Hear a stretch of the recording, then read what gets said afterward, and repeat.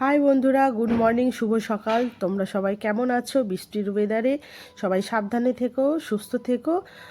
আর আজকেও সারাদিনের ব্লগটা তোমাদের সাথে নিয়ে শুরু করলাম, প্লিজ পাশে থেকো। এই যে দেখছো সকাল সকাল গাছে জল দিচ্ছি, কারণ কয়েকদিন গাছে একদম জল দেওয়া হয়নি, বৃষ্টি হচ্ছিল বলে। তো গাছগুলো কেমন নেতিয়ে পড়েছে। আর তোমরা তো আমার গলার ভয়েস শুনেই বুঝতে পারছো যে ভীষণ একটা ঠান্ডা লেগেছে। গলার ভয়েসটা একটু অন্যরকম, প্লিজ একটু কষ্ট করে তোমরা শুনে নিও।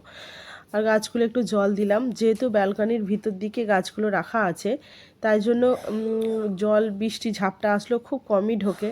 তাই রেগুলারলি আমাকে জল দিতে হয়। তা আমি কয়েকদিন দিইনি, তো যাই সব জারগুলো জল দিয়ে। আর এখানে দেখো মাছ বের করেছি, চিংড়ি মাছ রাখা ছিল। চিংড়ি মাছগুলো কিন্তু আগে ভালো করে পরিষ্কার করে ধুয়ে নিয়ে যে ওর যে পাগুলো থাকে সেগুলো আমার বেশ ভালো লাগে, তাই আমি ওগুলোও ভালো করে ধুয়ে রেখে দিই মাছের সাথে খাই বলে।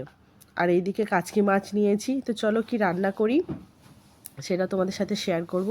আর এই কাচকি মাছটা মোরলা মাছের মতো দেখতে, কিন্তু খেতে কিন্তু অপূর্ব, দারুণ লাগে খেতে। এই মাছগুলো ছোট বড় সবাই ভীষণভাবে পছন্দ করে। তো আমি আগে জানতাম না, পরে এগুলো জেনেছি মাছটা সম্বন্ধে। তো যাই হোক, এখানে দেখছো একটা কচু, এই কচু নিয়ে একটা গল্প আছে। এই যে ছোট বড় কচু, আগে না একবার বটি দিয়ে কাটতে গিয়ে আমার হাত কেটে যায়, মানে গাঁটের ওপরে বেশ খানিকটা কেটে যায়। অনেক দিন আমি কষ্ট পাই, তো যার কারণে অনেক দিন ধরে কচু খাওয়া বন্ধ হয়ে যায়। তো ভালো করে ছাড়াতে পারতাম না, সব বাদ চলে যেত। বড়গুলো তবুও করতে পারতাম, যে ছোটো ছোটোগুলো দেখছি এগুলো একদমই পারতাম না ছাড়াতে। তো কী করব, আর কচু দিয়ে জ্যান্ত মাছ দিয়ে ঝোল খেতে ভীষণ ভালো লাগে। তাই একদিন হঠাৎ করে মাকে বললাম, মা তাহলে কি কচু খাওয়া কি আমার বন্ধ হয়ে গেল? তো মা বলে যে বন্ধ হবে কেন, তুই এক কাজ করিস, ভালো করে কচুগুলো জলে অনেকবার ধরে ধুয়ে নিয়ে প্রেশারে একটা সিটি মারিস, তারপরে খোসাটা ছাড়িয়ে নিস, দেখবি ওতে খুব একটা নরমও হবে না, আর ভালো হবে রান্না করতে। তো আমি সেই প্রসেসেই করি, তোমাদেরকেও সেটা শেয়ার করছি, তোমরা দেখো। আর এখানে দেখো কাচকি মাছের জন্য রেডি করেছি টমেটো, পেঁয়াজ, কাঁচা লঙ্কা, হলুদ গুঁড়ো, লঙ্কার গুঁড়ো, পরিমাণ মতো লবণ, আর জিরে গুঁড়ো, আর কাঁচা তেল দিয়ে ভালো করে পেঁয়াজ আর টমেটো, কাঁচা লঙ্কাটাকে মুথে কাচকি মাছগুলো ভালো করে মেখে নেব। নিয়ে অল্প পরিমাণে জল দিয়ে এটা হালকা করে বসিয়ে দেব। এতে কিন্তু আলুও দেওয়া যায়, বা পাতা, কুমড়ো পাতা, লাউ পাতার বড়া হিসাবেও খাওয়া যায়। পুর মতো করে দিয়ে মাছের এইভাবে মেখে বেশ ভালো লাগে খেতে। আমার গলাটা এতটা বসে গেছে না, কষ্ট হচ্ছে, তবুও কী করবো বলো, একটু তো ভয়েস না দিলেও না। তো যাই হোক, এইভাবে ভালো করে মেখে, আর এই মাছটা দিয়ে ভাত দারুণ লাগে, গরম ভাত, এমনি ভাজাও ভালো লাগে মাছটা। তো যাই হোক, এইভাবে শুকনো শুকনো করে ভেজে নিতে হবে একদম হালকা করে, জাস্ট হাত ধোয়া জলটা দিয়েছিলাম যেহেতু মশলাটা মেখেছিলাম। দেখো, আর এই যে কচুগুলো সেদ্ধ হয়ে গেছে, এইভাবে খোসাগুলো দেখো কি সুন্দর করে পুরো ওপরে আস্তরণটা ছাড়ানো হয়ে যাচ্ছে, এত ইজি, বেশ ভালো। তবে কি, ভালো করে কচুগুলো ধুতে হবে 6 থেকে 7 বার একদম, প্রত্যেকটা কচু ধরে ধরে ঘষে ঘষে ভালো করে পরিষ্কার করে ধুতে হবে। দেখো এইভাবে ছেড়ে যাবে। আর বটিতে করলে কি হয়, একটু তো স্লিপ করে, বড়গুলো তবুও তাড়াতাড়ি হয়ে যায়, কিন্তু এই যে ওর পাশে যে ছোট্ট ছোটোগুলো থাকে সেগুলো প্রায় বাদ চলে যায়। দেখো এখানে কিন্তু বাদ যায়নি, খুব সুন্দর করে ছাড়িয়ে নিয়েছি। আর সিটিটা কিন্তু একবারই দিতে হবে।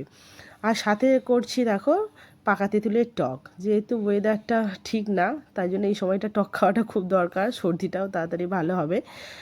আর এখানে কচুর তরকারির জন্য দেখো আদা, রসুন, পেঁয়াজ, টমেটো ভালো করে ভেজে নিচ্ছি। আর এখানে একটু চিংড়ি মাছ দিলাম, ঢ্যাঁড়স দিয়ে পাকা তেঁতুলের টক বানাচ্ছি। আর সন্ধ্যের বেলার জন্য এখানে দেখো 5 মেশালি ডাল নিয়েছি, 5 রকমের ডাল আছে এর মধ্যে।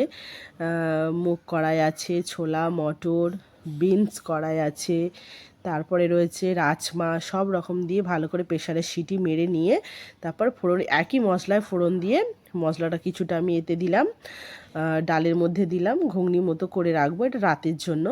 আর এখানে চিংড়ি মাছ কষিয়ে নিয়ে দেখো কচুগুলো তুলে নিয়েছি, ছোট ছোট করে কেটে নিয়েছি কচুগুলো, নিয়ে ভালো করে মশলার সাথে চিংড়ি মাছ কষে নিচ্ছি।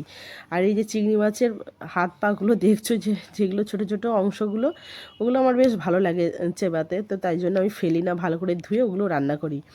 আর এখানে নুনটা শেষ হয়ে গেছিলো, নুনটা ঢালতে গিয়ে দেখো সবটা ফেলে দিয়েছি। তো যাই হোক, এই যে শরীরটা খারাপ থাকলে না অনেক রকমভাবে উল্টোপাল্টা কাজ হয়ে যায়, যত ভাবি সাবধানে করব ততই বেশি উল্টোপাল্টা হয়ে যায়। আর এইদিকে মেয়ে খেলতে বসেছে, যত সব রকমের খেলনা নিয়ে।